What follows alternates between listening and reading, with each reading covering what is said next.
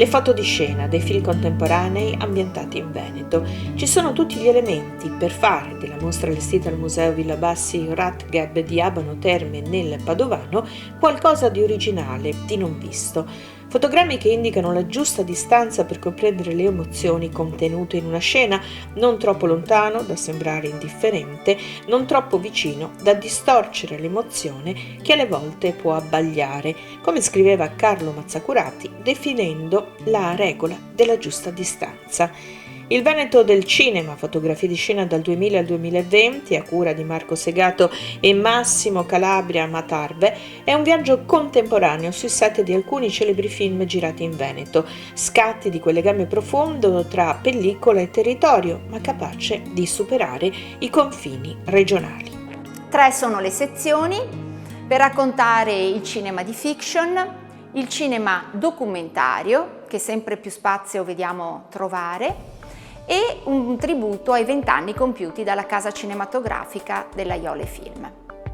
Le foto di scena sono il racconto per scatti delle fasi della produzione cinematografica, guidato proprio dallo sguardo penetrante del fotografo e dalla capacità di racconto delle sue immagini, e attraverso un itinerario in 3 tappe si indagano le forme e i modi della messa in scena del paesaggio fisico e umano del Veneto dal 2000 a oggi, sulla base di una selezione accurata sia di film che di scatti di scena che ne raccontano la realizzazione. Noi abbiamo scelto la via del cinema. Questa mostra così particolare, che è espressione di registi tra i più importanti d'Italia, Olmi, Taviani, eccetera,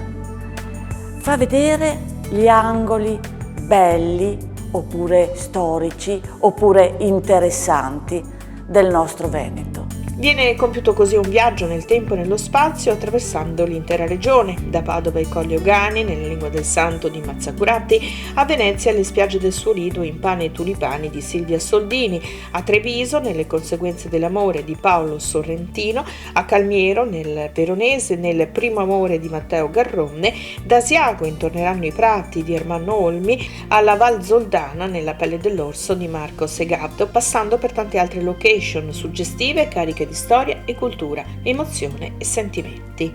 Il cinema è come un grande circo che si muove di città in città, di luogo in luogo, di regione in regione. Porta con sé tutte le sue maestranze, tra cui il fotografo di scena. Chi è il fotografo di scena? È quella figura misteriosa, anarchica, che lavora dietro le quinte e si preoccupa di,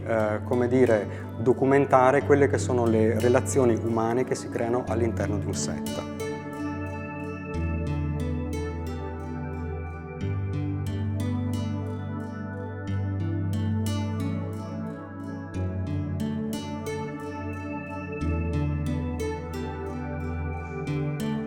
La foto di scena è il mezzo ideale per farlo, perché mostra sia il fare cinema, il muoversi di una troupe all'interno di uno spazio scenico, ma allo stesso tempo anche il territorio, il paesaggio reale in cui questa troupe si muove.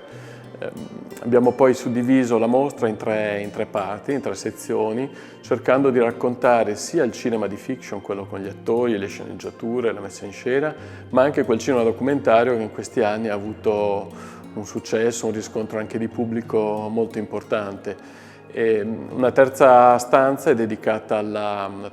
sezione è dedicata alla Iole Film, la casa di produzione di Francesco Bonsembiante e Marco Paolini, che ha prodotto 6 film, molti documentari e tutti gli spettacoli di teatro di Marco Paolini e che ha compiuto nel 2019 20 anni di vita. La mostra cerca di percorrere un po' le tappe di questa anomala casa di produzione che si è sempre mossa tra cinema, documentario e teatro.